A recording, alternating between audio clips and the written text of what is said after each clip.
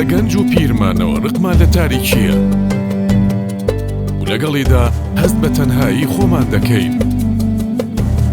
لە ڕووناکیدا پێکەنینی ئازیزانمان دەبینین.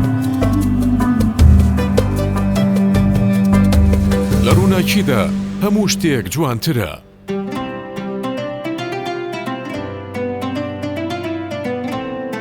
ڕێگەمان ڕوونتر دەبێت و بە متمانەوە پێیدا دەڕۆی. لە ڕووناکیدا هەمومان دڵخۆشین، وانداری و بەخێرهاتنمان گەرمترە.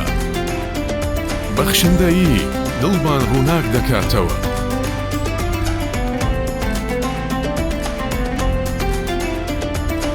ماڵ ڕووناک دەکەیتەوە.